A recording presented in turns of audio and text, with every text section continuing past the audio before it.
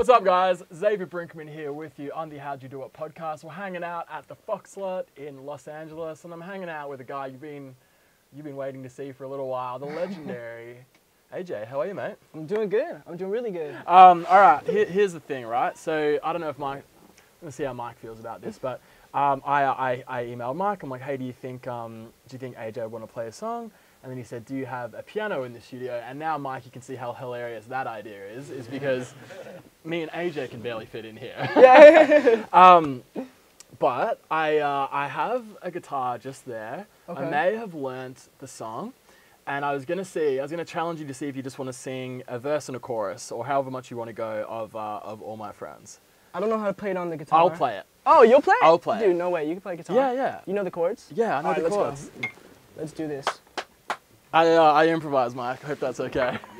All right. Now you're on the spot. Yeah, no, I'm just playing guitar. That's fine. Wait, you said you're in a band, right? Do you play the guitar? Yeah, in the yeah. band? I play guitar and sing. Yeah. Sick. Mike, is that all right? Mm-hmm.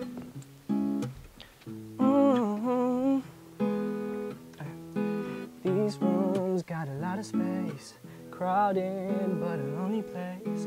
Sitting at a table full of double dates, and everywhere I go I wanna see your face.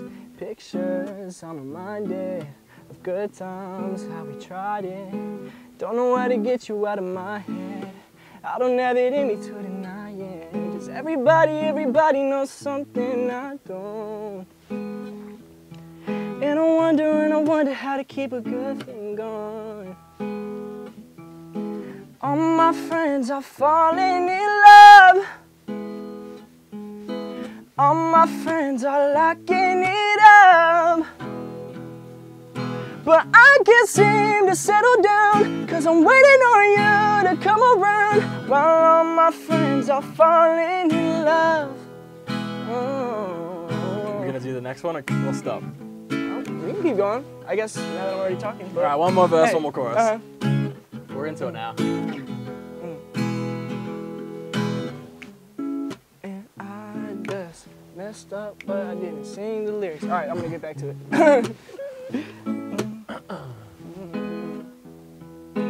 Pictures, I'm reminded of good times, how we tried it. Don't know how to get you out of my head. I don't have it in me to deny it. Just everybody knows something I don't.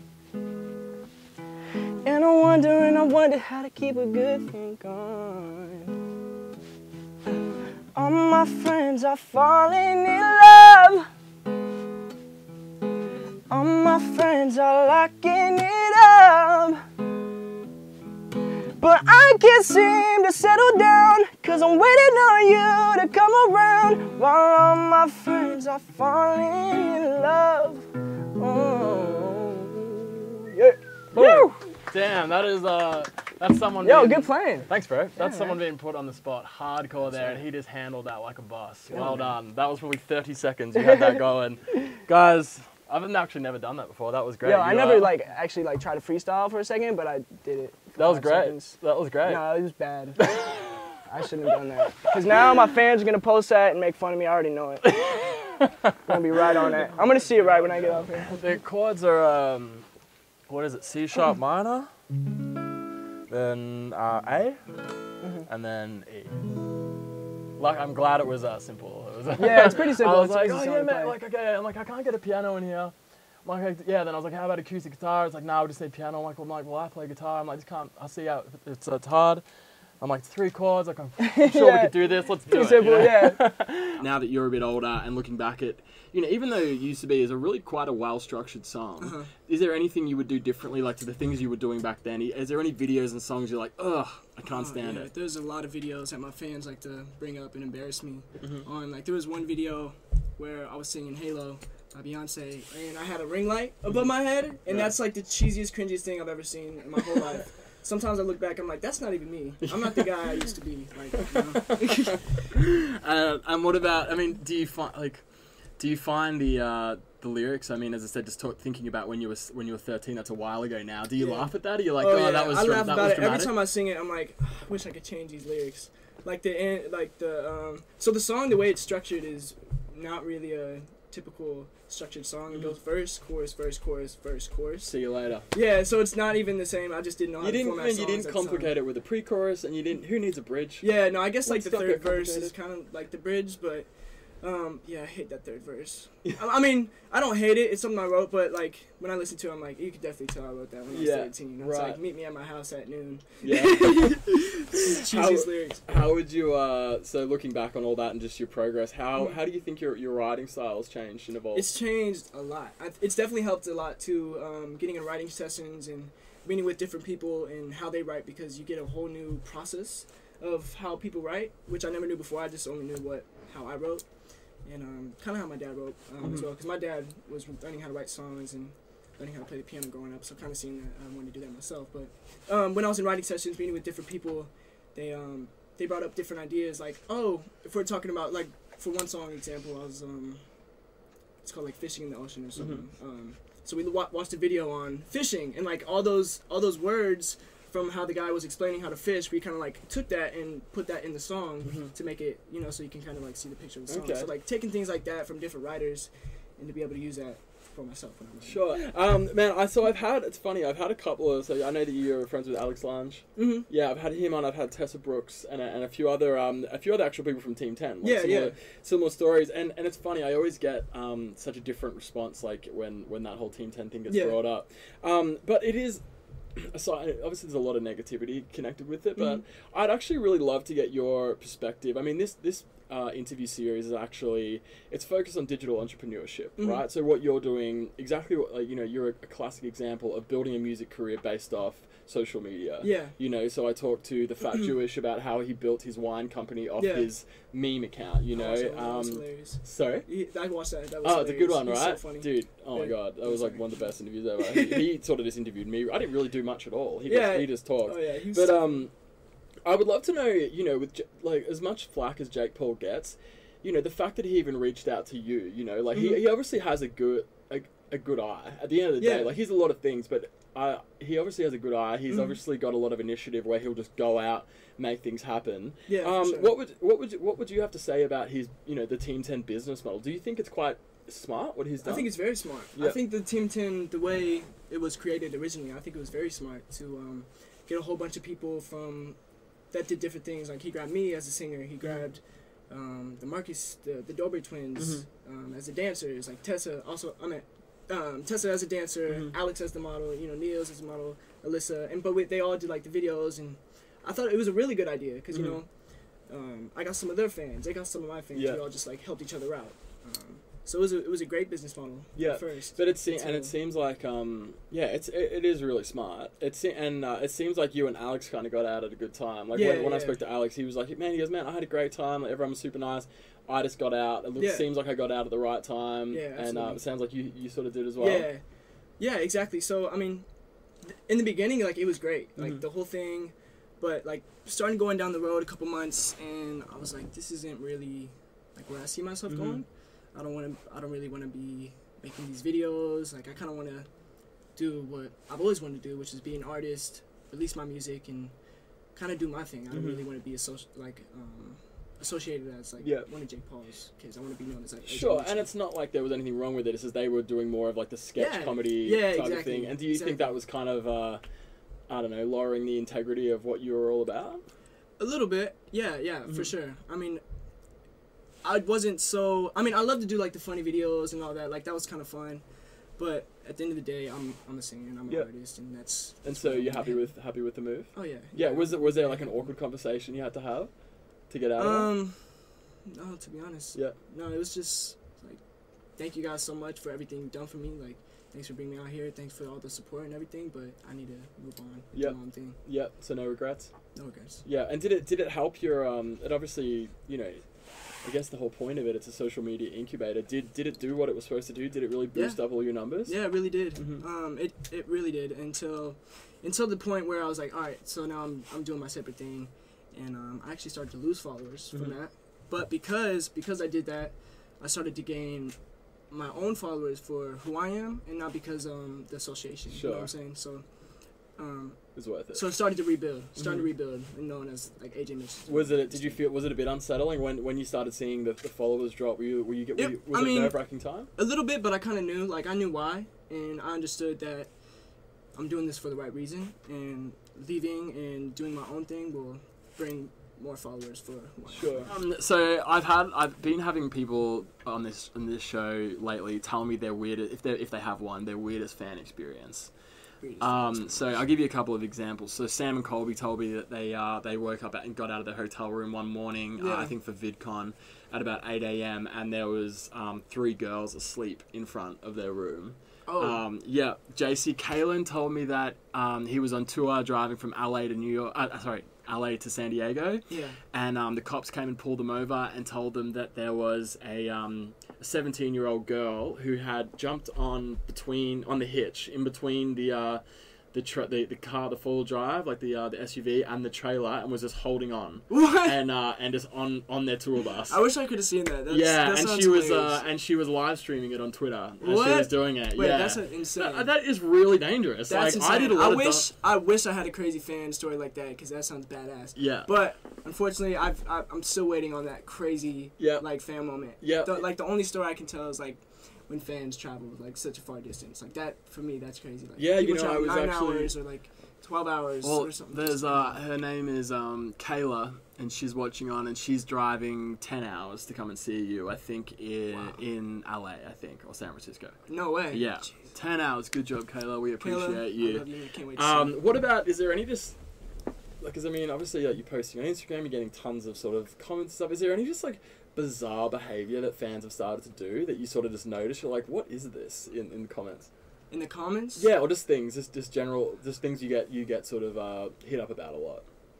Hit up a lot. I get hit up a lot about people seeing my feet. Really? They're like, yo, can you send us some photos of your feet? I'm like, I'll Venmo you $100. Like, actually, I got that yesterday. Get out. Yeah. What? Like, we were talking. I did it though. Like, free dinner. Yeah, artist. Just my feet. Yeah. I didn't do it. I don't think me and Edgar behind the camera were talking about that. Our other co-worker at Herdwell. What was it? He was getting paid $300 to send a picture of his feet. $300? I haven't been offered that yet. Yeah. What's up with the feet thing? What's up? I would have done that one. Yeah. It just doesn't. I don't know. Feet doesn't do it for me. Not me. It's such a big thing. But can't you just Google pictures of feet? Why do you need to like pay for it? It's like there's people who absolutely think feet are disgusting, and then people that just like love feet. I don't like feet at all. Yeah, I'm not big on feet. Anyway, that's pretty weird. I think that really ticks the box there, buddy. Yeah. Okay, so I also, you're talking about starting this up at 13 and just putting things out. You said that pretty nonchalant, in a nonchalant way, like you were just putting covers out to see what your friends thought. Yeah, that's also terrifying. Very terrifying, especially when you're in 6th grade, middle school, and all that. Like at that age, like all you want to do is fit in. You don't want to be standing out. Right. Most people do anyway. Yeah. Did you see any? And speaking with Mike Murphy and Luke Corns last week, and they were talking about. They sort of started their YouTube channels in high school and really got bullied pretty hardcore for it. Yeah. And then all of a sudden they moved out to LA, and then a couple of years later YouTube's the coolest thing in the world. Yeah, right. But did you face any of that? Did you face any, aside from support, did you face any backlash or any bullying? Yeah, for sure. I mean, there was a lot of people at my school, just because I sang, they'd be like, oh, call me gay, or like, call me, like, they would just like, stuff like that. And to be honest, it never bothered me. Because I was like, I'm doing what I love, and like I know who I am, so I'm not just gonna let that affect. That's hilarious. That does take me back to like middle school. But in the beginning, I was definitely nervous. I was really scared. Like I don't know what people are gonna say, what they're gonna think. But like I think once I crossed that barrier, and once I did it, and I like put it out there, I wasn't nervous anymore, and I wasn't scared. I was like, it's not that big of a deal. Okay. And that's when I was like, okay. And once you sort of accepted and became comfortable, did everyone else? Yeah, everyone else did too. Alright, cool. Well, don't worry about the haters then. Got a couple of fan questions that we got from Twitter yesterday. A little nervous. Fans on Twitter. Yep, and scared. then we will, we're just getting such an overwhelming amount of questions on this as well. Thank you to everyone who is commenting your questions. I'll get through these, and then Josh, you want to pick out a couple from the comments on this as well? Yeah, that's good. Cool, alright, so...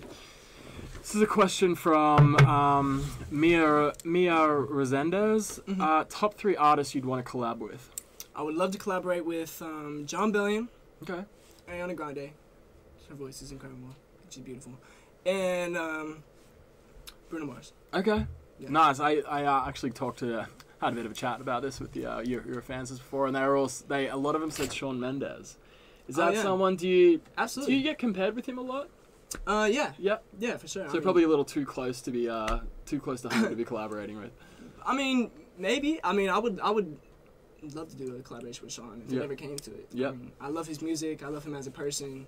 He's a good guy. He's very supportive. So I think that'd be cool. Hell yeah. All right, awesome. Okay, so this one came in from Daysful AJ. Dream place to travel to? Egypt.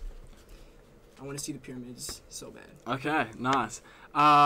This one's from Particular Danny. Are you going to release more music before your tour? I am. Okay. Hopefully I'm going to be releasing 2 more songs. Can you drop the name? No, he said Mike no. Spitz said, nah, mate. Mike said, nah, dude. Forget not it. today. Who is this kooky Aussie not bloke? today. Get him out of here. I don't know who this British guy is, but he's not knowing that. Biggest pet peeve? Biggest pet peeve? When your manager won't let you drop information on live feeds, huh? Yeah, that's one. Other one is being wet while I'm dry. I hate when people get me wet when I'm dry. Like, my manager will do it all the time. He'll try to like pour water on me because he knows I hate it. He's shaking his head back there. But don't act like you don't do it. We gotta pull Mike on here, you know. Yeah, seriously. All right, getting wet when you're dry. That's a good one. Very specific. I hate it. Top Danny, particular Danny wrote again. What's your top thing on your bucket list? The top thing on my bucket list, to go to Egypt. Yep. Yeah, that's okay. I want to, like I said, I want to see the pyramids. I don't know how they got there, and I'm gonna figure it out. Okay, you got this. All right. I'm Wayne's line. I know. She wants a bit of advice. Oh, you know her? You know Wayne? Okay. How to be more confident performing in front of people, or performing in front of everyone? Yeah, I think you just have to do it. There's no other way but being just like going to do it. It's like the same thing. Like if you practice in front of other people, you just get better. Or like you go in the mirror and you practice. Like you just have to do those things to be able to get better. Just got to keep going out and doing it. And I used to be so nervous, and kind of the person who pushed me was my mom. I would always be super nervous, and she would always be the one like, you got this. Like go up there and like go kill it. Like you got this. You know. Yep. So my mom was always a huge support. That's awesome. awesome. I was always nervous or scared. Yeah, I mean the woman like literally moved to another state for you, so it sounds like she's pretty supportive. Yeah, she's the best. Next one. What's it like having fans your own age or close grow up with you and stand by you throughout your career? Honestly, it's the coolest thing in the whole world. I remember when I was younger and I was trying to, release this music, and I had no fans at all. And I always thought to myself, like, what would it be like? What would it be like to have fans? Yeah. Now that I'm at this point where I have the platform and I have the fans, it's kind of like unreal in a way. It's so unreal. Do you remember a first experience where you had fans singing your lyrics to you? Yeah, it was the first time I went on tour. So I did a showcase tour a while ago before I was unsigned. And I performed in New York. It was my first show. I performed Used to Be, and everyone in the crowd was singing it. And it was like I almost teared up. I almost cried on stage. I was like, don't do it. But it was the coolest moment. Yeah. In my whole life. Just like hearing fans sing my own song that like I wrote is like so cool. Yeah, that's amazing, man. Last one. Can I book you for my birthday party on July 25th? Depends where it's at. That's from at AAAJ. Girl, you gotta let us know where you live. Where is it at? We're gonna have a cake, like cupcakes. I gotta know. Yeah, if there's cake, then maybe we'll talk. Right? Like cookies and cream cake. Then I'm down. Oh, Philadelphia. Philadelphia. We'll see where he's at. We'll see where you're at that time. We'll just have to see about that. Look, mate, thank you so much for coming on. I really would have gone crazy there. I was like, yep. Guys, I've been watching the How'd You Do It podcast here at Caffeine Studios at the Fox Lot in Los Angeles. My name's Xavier Brinkman. We've been hanging out with the legendary AJ Mitchell. Awesome, thanks so much again, mate. Thanks for having me, Xavier. All the fans that hung with us and just hung out with me for 20 minutes. I know that was weird, but we got through it. I love you guys. Thanks for waiting. Yeah. Thanks for taking care of them. Of course. Guys, thanks so much. Catch you on the next one. See you guys. Nailed it. fun. Well done. Man. What's up guys, if you liked what you saw, make sure you check out our other videos right here and also subscribe to the Heard Well channel right here for new interviews coming out every week.